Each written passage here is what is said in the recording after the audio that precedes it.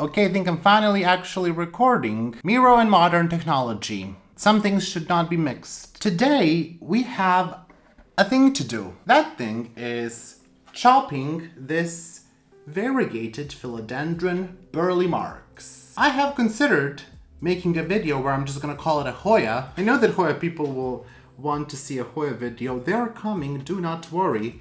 But this needs to be done, and you know, I can call it a Hoya if you want me to do that. But you know, I need to.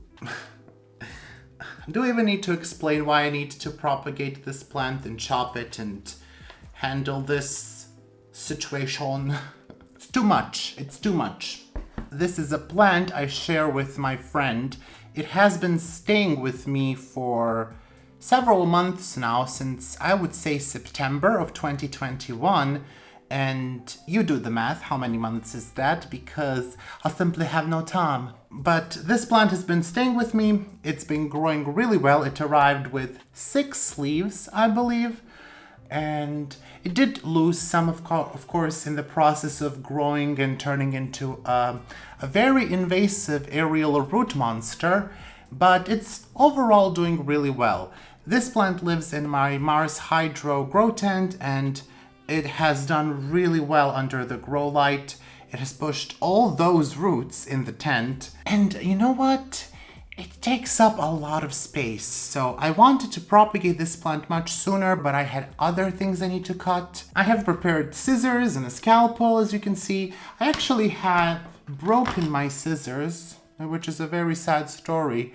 I was only cutting a dry leaf on my Rhaphidophora, and these just decided to break. They were a gift to me from my friend that I shared the plant with, and they were a gift for the New Year's. I got 3 pairs of scissors, and now I'm down to 2. So, send me scissors. So I'm not really sure what awaits us. I'm not really sure even if the second angle is okay. I should actually check that before I continue. Getting around these aerial roots is becoming a task. You're really overstepping the boundaries here. So I checked my phone for the second frame, and you know, it may not be the best frame. I'm just gonna say I tried mediocrely, and this is what you get. I simply cannot figure out that second frame. Let's just attempt to do something today with the philodendron. Oh, excuse me, with a Hoya. But really a philodendron. So for the past 6 months, this plant has been growing in semi-hydro, and it's done really well. I just took it out of the pot and I saw it's too many roots. This is going to be much more difficult than I imagined. You're dripping all over the table. There are a lot of roots. I can feel that the pot is very firm, which is a sign that indeed we do have roots. As if we ever doubted that. So it's been doing really well in semi-hydro, and I don't know if I'm going to continue to grow it in semi-hydro or if I'm going to attempt pon. Now the idea here is for me to cut it into at least 2 pieces. However, because we would like to trade / or sell this plant or parts of it, so you know, someone can buy new Hoyas, I'm going to also try to make more propagations from it.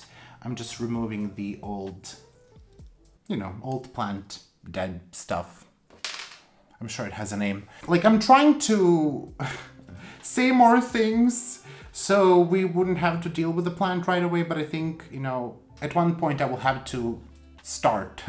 The only complaint that I have about Philodendron Burle Marx variegated is that sometimes it will push out these all yellow leaves, and you know, they do last for a very long time, but it's just not a very stable variegation, and I know a lot of people have said that, but it's really not a very stable variegation. So, you know, some days I like the plant, some days I'm like, I'm not really sure. I'm definitely gonna keep it around for at least 1 more year, but we will see down the line how I feel about it. It's just, I think I prefer the green version. So I have here an old plastic ugly bucket, and I'm going to dump out the leca into that. But there are some nice leaves on this plant. I mean, let's not lie. There are some nice leaves. There is also water everywhere.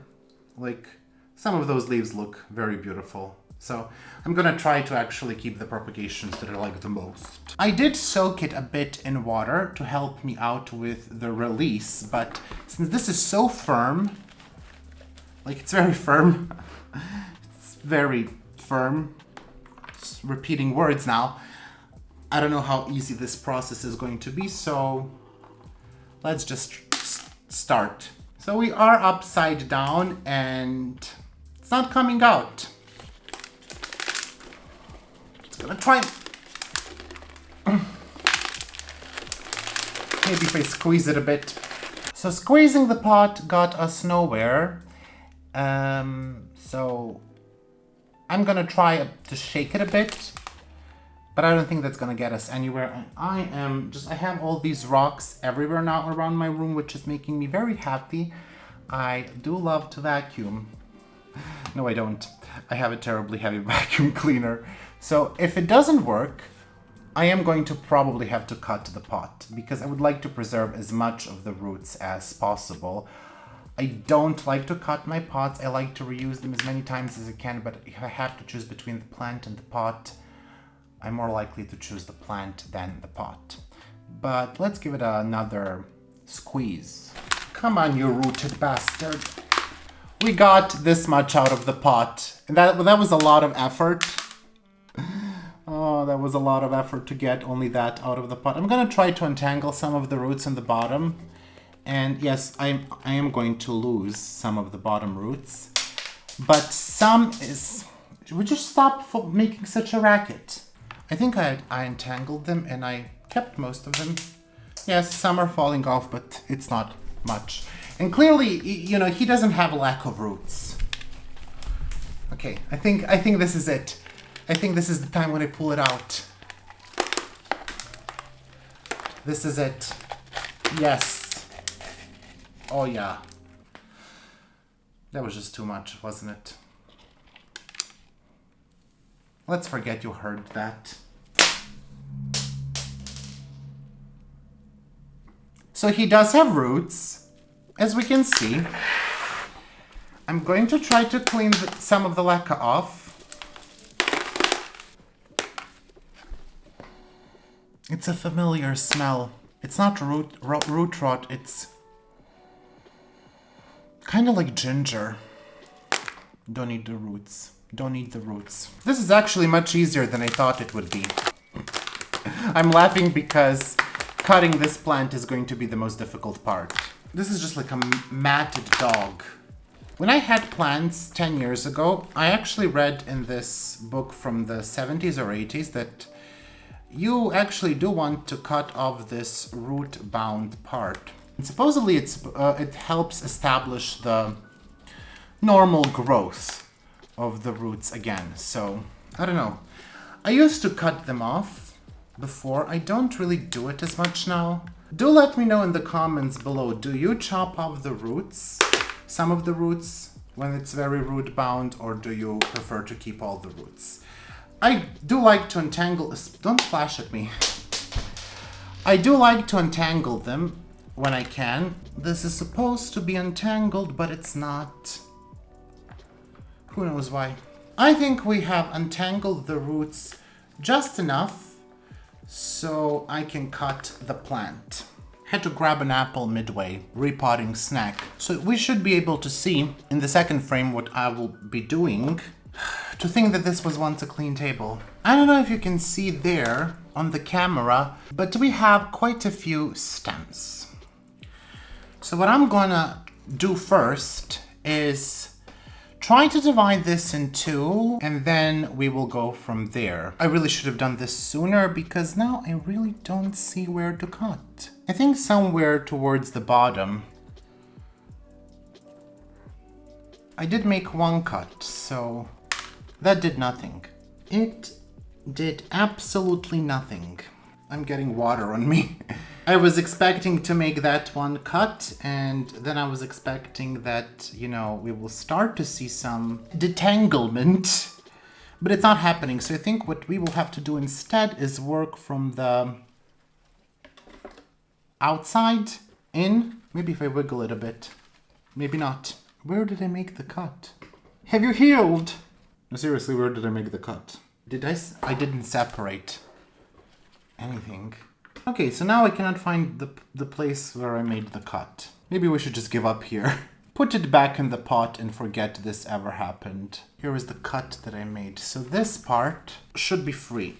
No. He's like, no thank you. I am really loving to be joined with my bro here, which is the other part of the plant. Oh, we're making progress. We're making progress. Tip for people growing Philodendron Burle Marx. Don't wait. It does become too late at one point.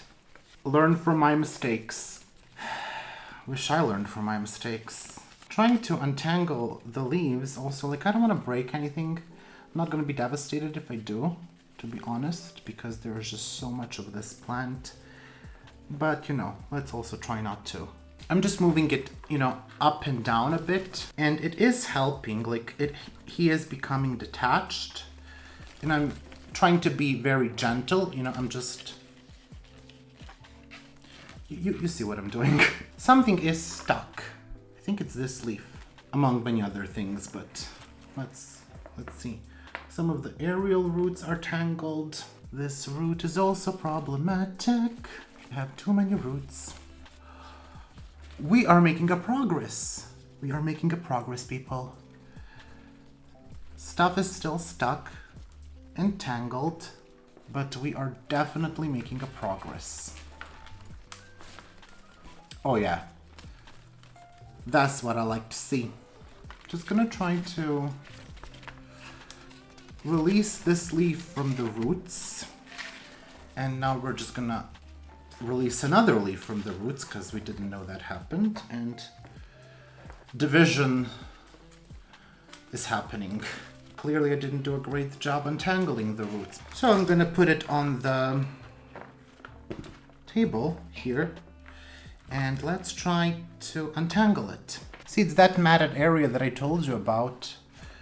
It's like a matted dog. So I'm going to try to untangle them. And I think we're actually, it's not that bad. I feel like we are done basically here. Fool. Okay. We have two plants. We have plant numero uno and plant number 2. Somehow they feel the same size, but now I have 2 of them. So, I don't know. I think we can divide more.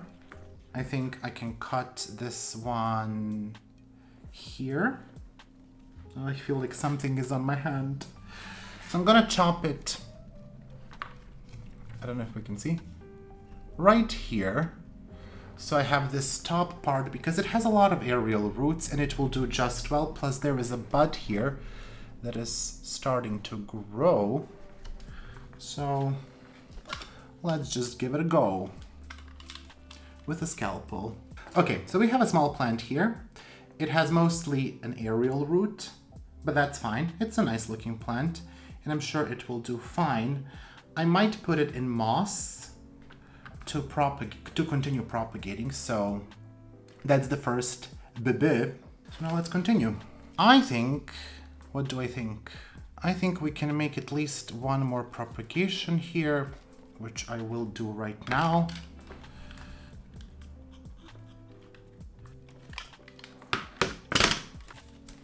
Okay. Oh, that one has a small root. Okay, so that's the second one. Again, aerial root. It will be fine. Let's see. Do I want to? Yes, I do. I'm gonna cut it into as many parts as I can, actually. I have decided. Part number 3. Oh, this one actually has root that was in the potting mix. I could keep going, but I don't think I will. I might. Let me think. Yeah, you know what? Let's do it. Let's keep going. Let's make one more propagation. And to people who think this is scary and that I'm a monster, I'm sorry you feel that way. There is a very tight space. This is what makes it a bit challenging. So I have to cut right here. I don't know if you can see. I'm gonna cut right there. And it is a tight space. It may not seem so in the camera, but yeah, I'm gonna attempt to cut there and not damage any leaves or any roots. Wish me luck. I keep forgetting where I want to cut. Does that happen to you? It's also difficult because you don't really have where to grab this plant. There are, you know, tiny buds everywhere, and I'm trying not to damage anything. So that's what makes it challenging. By the way, I did propagate Burle Marx before, just so you know. I'm not doing this for the first time. And these propagations are going to be absolutely fine. Come on, untangle. Oh boy. Oh wow. Okay, this one has roots. This one has a bunch of aerial roots, some nice variegation, and I actually would love to keep just a small, tiny propagation like that one. This is the last that's left. Again, very nice variegation. A bit of yellowing on that leaf, but a lot of roots. And I'm just gonna leave this as is. I could keep going. I could potentially get at least one more propagation, but I'm just gonna leave it as is. We got out of that 1/2, we got 1, 2, 3, 4, 5. Nice. Also worrisome. The second one is a bit more challenging because it has more yellow. So I would like to avoid leaving too much yellow or too much green.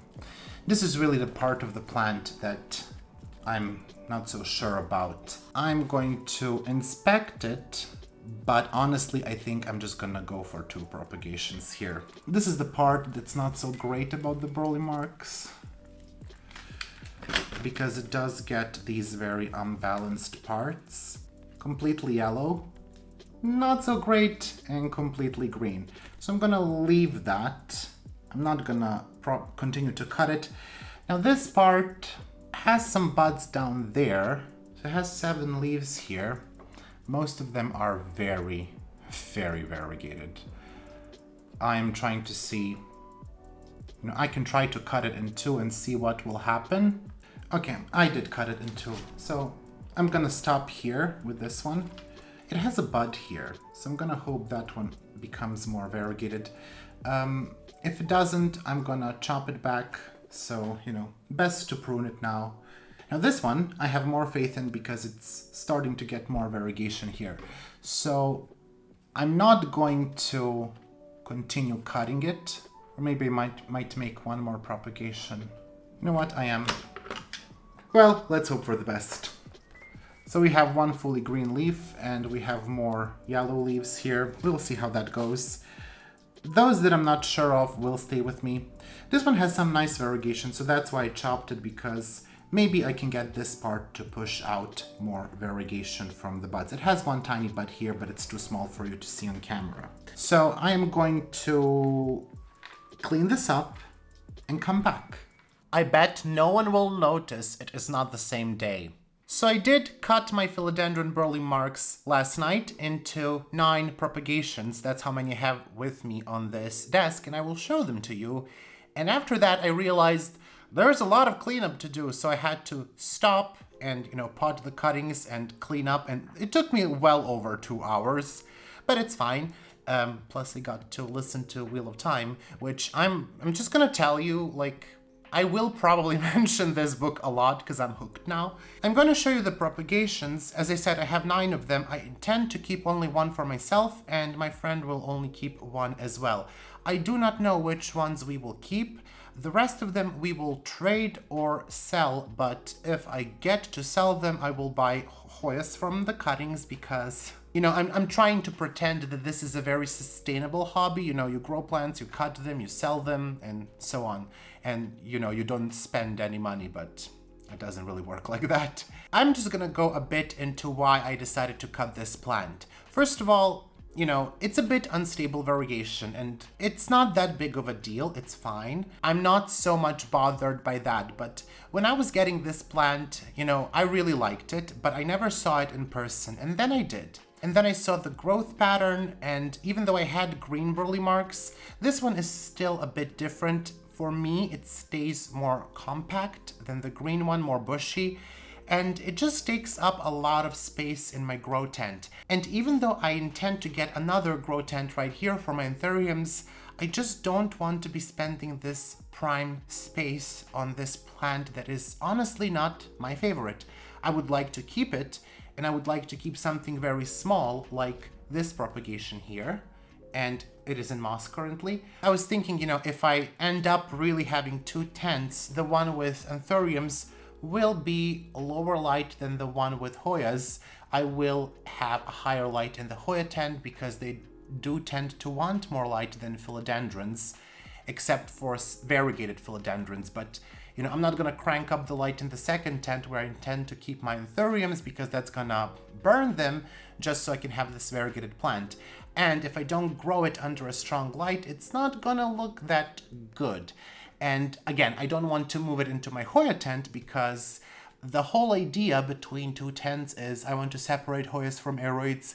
And, if I did a plant tour, you would see this is kind of my issue. I really like to separate my plants. Like I will have a Hoya shelf, aeroid shelf, and I used to have violets. By the way, some people ask me about violets. I don't have a single violet left. My violets had mealybugs and thrips. I discarded all of my violets. I might get more because they are very inexpensive here, all the hybrids. We have a very strong violet collection society. It's not really a society, but there are a lot of people who do collect violets and they do sell them. So if I do find a space, I will pick more of them because I absolutely love variegated violets. And I actually do think I might find a space for them in the future, but anyways, more on that in some future videos. I'm going to show you the propagations. You already saw one of them. This is the second one that I mentioned, and this one does have a yellow leaf and a full green leaf. It seems to me that the next leaf that is about to come out will have some nice variegation, possibly half and half. We will see how that goes. If it turns out that this is unstable, I might try to cut it back again to see if I can get it to become more stable.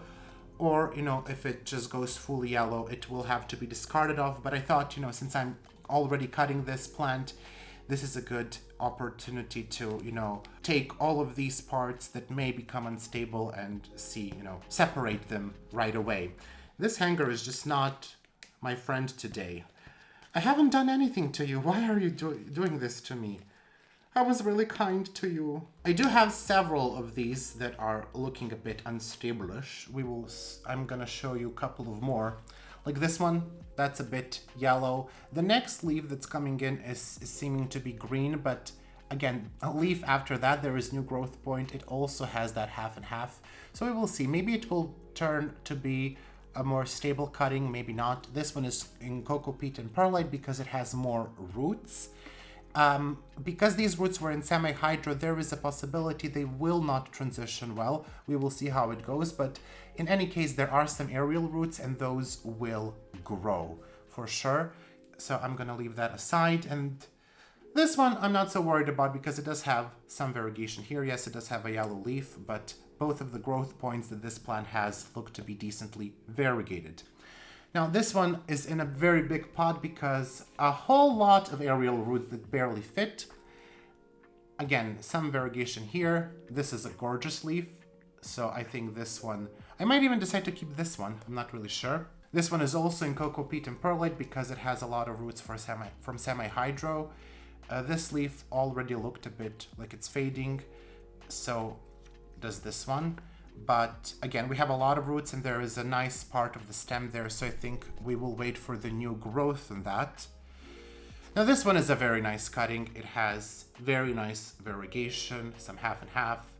I would say this is good and stable variegation. It seems to me that there is a nice variegation in the stem. That one will probably get traded or sold. I really like this one because it has half and half leaves and it has those leaves with green in the yellow, like patchy, I guess. It also has 2 growth points, and they are looking, one is looking more variegated than the other one is actually looking more yellow after this half and half leaf, and that's something that happens quite a lot. If they start to push out half and half leaves, you are going to get green or fully yellow or half and half. I don't know why they do this, but it seems that they do. And I have one more cutting. I think I showed the rest of them to you. This one is in pon. This is the base of the plant. And I put it in pon because I don't want to grow it in semi-hydro anymore. I'm transitioning more and more of the plants to pon. I think I will make a video on it. There's nothing wrong with semi-hydro, but in my conditions, I think pon might work a bit better. So there is no more big Philodendron Burle Marx. These will stay with me for the next month, and they will be in my grow tent, and we will see how they grow. I think you will get an update video maybe in March, towards the end of March, at how these plants grew. So far they are looking okay. It's only been a day, of course, so that's not a good telling sign. I have propagated other Burle Marx variegated before, and they do really well. They propagate nicely, and they actually start growing quite fast. I know that it's hard for some people to watch a bigger plant getting hacked into these smaller propagations, but at the end of the day, this is a very fast growing plant, and I think even those 2-leaf cuttings like this one will end up having around 10 leaves or so by the end of the growing season. And considering they will be in the tent, there is really no end of the growing season, but I mean by the end of summer, they will have around 10 leaves or so. The plant that I showed you before it being chopped arrived with 5 or 6 leaves, and in the span of 6 months, it grew over 15 leaves, so that's quite a lot. And it wasn't even in the tent, it was on this shelf in the back, so it was not even getting the best possible light. Now I expect that they will grow even faster. So that's it. That's how to cut Philodendron Burle Marx. I will show you in one of the videos my green one. It needs some water. It's on the shelf in the back. It's growing really well, and I actually, as I said, I love the green one, because I can grow it almost anywhere in my home. I don't have to worry about it losing variegation. For this one I do, and that's one of the reasons why I decided to cut it back. I don't need a big plant anymore. I grew it, I saw it, it's nice, but I just simply love Hoyas and Anthuriums way too much to spend that prime real estate on this plant. And it's also okay if you get a plant, you think you will love it, and you fall out of love with it. Anyways, I'm going to end it on that note. I'm not going to go into not liking some of the plants, but I just really wanted to mention some of those things because I know a lot of people will be very upset that I cut my plant, but once again, part of owning plants. That's it. That's all for today. I hope you enjoyed me propagating my Philodendron Burle Marx, or let's pretend still it's a Hoya, my Hoya Burle Marx. Thank God it's not a Hoya. I wouldn't do it if it was a Hoya. I hope you enjoyed the video, and if you did, make sure to give it a thumbs up and leave the comment down below. I want to know what plant you liked the idea of, but after getting it, you didn't like it as much. Tell me about that in the comments below, and have a wonderful day. There will be a new video soon. I'm not gonna give out any spoilers. Well, just a tiny spoiler. There are 2 Hoya videos that are coming, and I think you're gonna like them. I just don't know how to end this video. I keep rambling and rambling and rambling. I should get dragged off the stage like in the cartoons. And on that note, goodbye!